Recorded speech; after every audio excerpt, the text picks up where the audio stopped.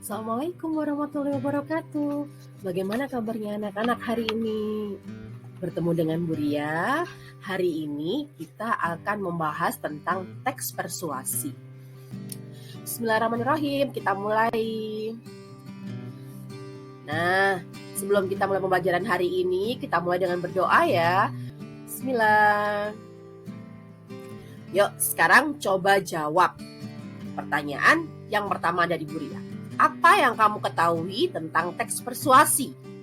Kira-kira kalau saya memunculkan pertanyaan ini, apa yang ada di benak kalian? Teks persuasi itu apa sih? Gitu ya. Nah, kita jawab sama-sama ya. Bu Ria punya sebuah teks. Kira-kira kalau saya memunculkan teks seperti ini dengan pertanyaan, temukan kalimat imbauan, ajakan, bujukan, larangan, atau perintah dari paragraf dari teks yang ada di samping ini. Kira-kira kalian paham nggak? Kita baca sama-sama teksnya ya. Masih ingat dengan adanya demo besar-besaran penolakan pelantikan Presiden Amerika Serikat yaitu Donald Trump? Mengapa rakyat Amerika Serikat justru demo dengan hasil pemilihan umumnya? Ternyata fakta menunjukkan bahwa separuh penduduk Amerika Serikat tidak menggunakan hak pilihnya. Tepat ketika calon merasa tidak mereka sukai menang dalam pemilihan, penduduk yang tidak menggunakan hak suaranya ini merasa dirugikan. Memilih wakil rakyat yang akan duduk di lembaga legislatif dan juga pemimpin negeri ini periode 5 tahun ke depan adalah hak dan kewajiban seluruh rakyat Indonesia. Jangan sampai Anda merasa dirugikan karena tidak menggunakan hak pilihnya. Oleh sebab itu, jangan sampai Anda malas pergi ke TPS. Gunakanlah hak pilih Anda dengan bijak. Ajaklah sanak keluarga dan juga teman-teman Anda untuk pergi ke TPS di hari pencoblosan. Jadilah teladan dan sampaikan aspirasi Anda melalui surat suara. Karena pemimpin yang baik juga akan mempengaruhi bagaimana nasib Anda 5 tahun ke depan. Dari teks yang sudah Bu Ria bacakan, kira-kira kalian menemukan kalimat imbauan, ajakan, bujukan, larangan, atau perintahkah? Yang mana kalau menemukan? Yuk kita koreksi sama-sama. Kita cocokkan jawaban kalian dengan jawaban yang sudah ada. Nah, sudah benarkah jawabanmu? Ternyata ada beberapa kalimat. Yang pertama, jangan sampai Anda merasa dirugikan karena tidak menggunakan hak pilihnya. Kalimat yang kedua, jangan sampai Anda malas pergi ke TPS. Kalimat yang ketiga, gunakanlah hak pilih Anda dengan bijak. Kalimat yang keempat, ajaklah sanak keluarga dan juga teman-teman Anda untuk pergi ke TPS di hari pencoblosan.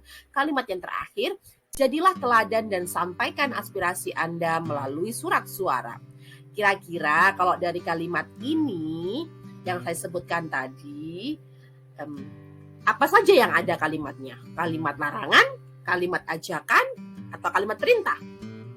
Yang jelas, jika diawali dengan kata jangan, berarti dia merupakan kalimat larangan. Nah, jika diawali dengan kata ajaklah sanak keluarga, ajaklah, berarti kalimat apa? Ajakan, gitu ya. Jadilah teladan dan sampaikan aspirasi Anda. Kalimat apa itu? Kalimat himbauan, kalimat perintah. Begitu anak-anak. Sampai sini sudah dipahami? Kalau belum, kita coba satu teks lagi ya. Yuk, kita ulangi untuk teks ini. Dari kalimat yang akan saya bacakan, mana kalimat himbauan, ajakan, bujukan, larangan, atau perintahnya? Teks kali ini membahas tentang banjir. Penyebab banjir bukan hanya terjadi karena intensitas hujan yang tinggi. Karena setinggi apapun intensitas hujannya, jika air bisa mengalir dengan lancar, maka banjir kemungkinan kecil akan terjadi. Lalu apa penyebab terbesar mengapa banjir bisa datang? Ulah manusia yang merusak lingkungannya lah yang menjadi faktor utama. Masyarakat cenderung memiliki budaya buang sampah sembarangan. Masyarakat terbiasa buang sampah di wilayah perairan seperti sungai atau danau. Manusia juga telah merusak alam demi kepentingan ekonomi. Kita rela menebang pohon dan menggunduli hutan hanya demi keuntungan ekonomi semata. Akibatnya, hutan-hutan yang jadi hulu sungai jadi gundul tanpa penutup lahan. Karena itulah, mari kita sadar diri dengan kembali melawat alam. Kita sebagai manusia sangat bergantung pada alam. Lingkungan tempat tinggal kita hanya ada satu di dunia ini. Jika tidak dirawat dan rusak, kemana lagi kita akan pindah? mari kita atasi bencana banjir dengan sama-sama menjaga kelestarian alam.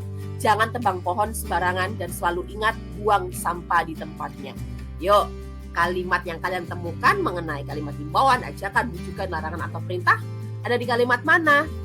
Yang pasti ada di paragraf terakhir. Mari kita sadar diri dengan kembali merawat alam. Ya, terus selanjutnya mana? Mari kita atasi bencana banjir dengan sama-sama menjaga kelestarian alam. Kalimat yang ketiga, jangan tebang pohon sembarangan. Dan selalu ingat buang sampah di tempatnya. Yuk, jawaban kalian sudah benar belum? Kita cocokkan sama-sama.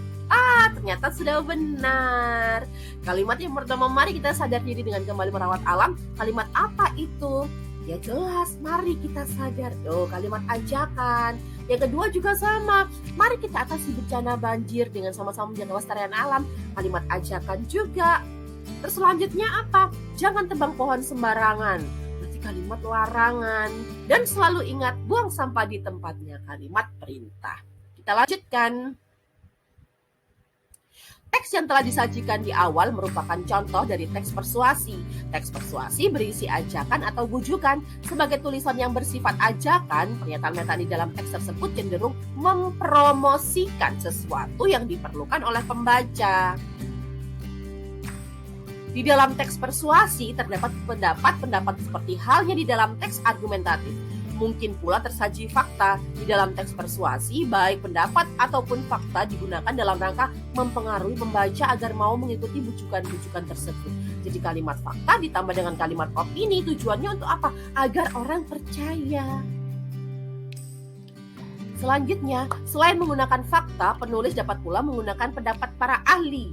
Juga bisa menggunakan cara lainnya yang sekiranya dapat memperkuat ajakan atau imbauannya itu. Teks persuasi ditandai oleh kehadiran ajakan. Adapun yang dimaksud dengan ajakan adalah kata-kata atau perbuatan untuk mengajak, undangan. Ajakan dapat pula berarti anjuran, himbauan, dan sebagainya untuk melakukan sesuatu.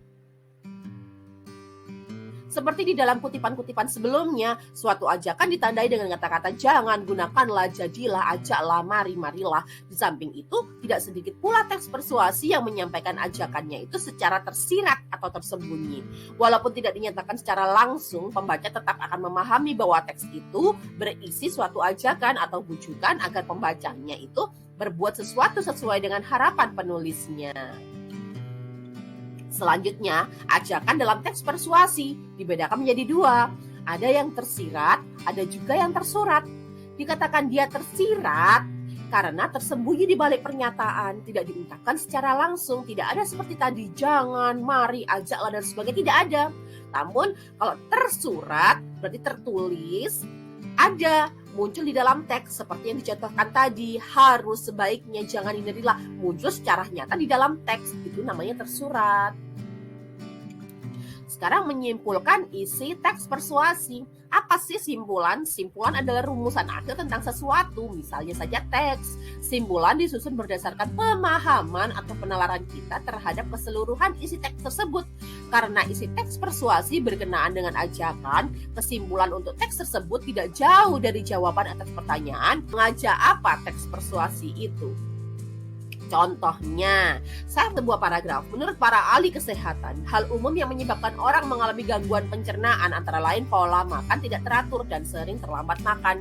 Mereka pun kurang mengonsumsi sayur dan buah, juga kurang memperhatikan gizi makanan. Salah satu upaya menjaga saluran pencernaan agar tetap sehat, makanlah dengan pola makan seimbang. Nah, ketika saya pertanyakan lagi, mengajak apa teks tersebut? Jawabannya, agar kita tidak mengalami gangguan pencernaan, kita harus makan dengan pola makan sehat dan seimbang. Contoh yang lain, saya punya lagi sebuah paragraf. Betapa sulitnya seorang pecandu rokok untuk menghentikan kebiasaan merokoknya. Berapa mahal pun harga rokok tidak akan dapat menghentikan mereka.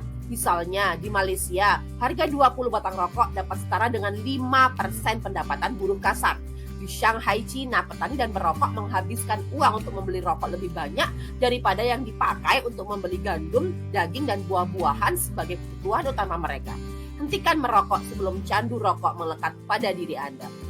Ketika saya tanyakan, mengajak apa paragraf tersebut? Jawaban kesimpulannya, kita harus menghentikan kebiasaan merokok agar tidak menjadi kecanduan. Lalu, struktur teks persuasi. Nah, struktur teks persuasi ada berapa anak-anak? Struktur teks persuasi ada 4 struktur. Yang pertama adalah pengenalan isu. Berisi apa? Berisi pengantar masalah yang dibicarakan.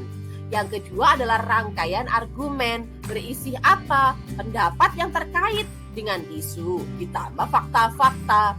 Yang ketiga adalah pernyataan ajakan.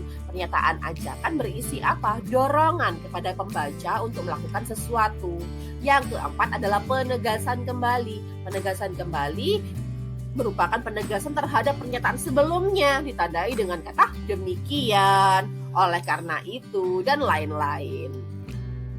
Kita lanjutkan menuju kaidah kebahasaan. Nah, kaidah kebahasaan teks persuasi. Ada berapa sih? Kaidah kebahasaan teks persuasi ada 2. Yang pertama, menggunakan kata-kata teknis atau peristilahan yang berkenaan dengan topik yang dibahas. Jadi misal menggunakan kata yang dibahas adalah topik kesehatan, yang digunakan kata-kata apa ya? Kata-kata istilah teknis sudah kesehatan, misalnya injeksi gitu ya, dan sebagainya. Menggunakan kata-kata penghubung yang argumentatif, misalnya jika, sebab, karena, dengan demikian, akibatnya, oleh karena itu. Nah, sampai di sini selesai materi persuasi kita. Barangkali kalian ada yang belum dipahami, tanyakan ya, hubungi saya. Terima kasih telah menyimak video ini. Kontak saya ada di sini. Terima kasih. Assalamualaikum warahmatullahi wabarakatuh. Salam sehat anak-anak.